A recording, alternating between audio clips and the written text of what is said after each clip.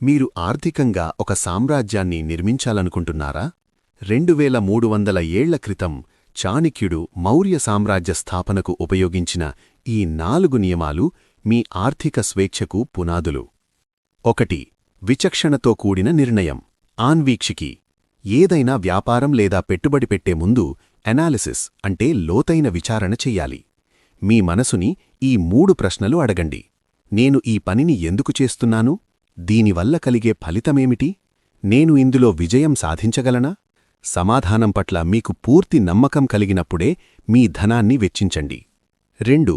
ధన వినియోగ క్రమశిక్షణ.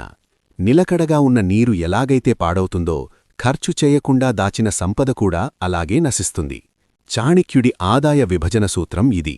50% మీ రోజువారీ అవసరాలకు, 25% పొదుపు భవిష్యత్తు కోసం, 15% పెట్టుబడుల అంటే ధనం పెరగడం కోసం, 10% దానధర్మాలకు లేదా అనుకోని ఆపదల కోసం. ఈ పద్ధతి మిమ్మల్ని ఎప్పటికీ పేదరికం వైపు వెళ్లకుండా రక్షిస్తుంది. 3. పెట్టుబడుల వైవిధ్యం. సంపద వ్యాప్తి. ఒకే స్తంభంపై నిలబడిన భవనం ఎప్పుడైనా కూలిపోవచ్చు. అలాగే మీ సంపదనంతా ఒకే చోట పెట్టుబడి పెట్టకండి. ప్రమాదాల నుండి తప్పుకోవడానికి మీ ధనాన్ని బంగారం, భూమి మరియు వ్యాపారాల వంటి వేరువేరు మార్గాల్లో పంపిణీ చెయ్యండి. 4. విజ్ఞానమే నిజమైన ఆస్తి. చదువుకున్నవాడు ఎన్నటికీ పేదవాడు కాడని చాణక్యుడి ప్రగాఢ విశ్వాసం. మీ నైపుణ్యాలను పెంచుకోవడానికి చేసే ఖర్చు అత్యుత్తమ పెట్టుబడి.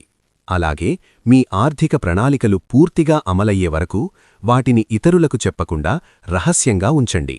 ఈ నియమాలను పాటిస్తే మీరు కేవలం ధనవంతులవడమే కాకుండా యోగక్షేమాన్ని పొందుతారు. ఈ 4గింట్లో మీరు ఈరోజే పాటించాలనుకుంటున్న మొదటి సూత్రం ఏది?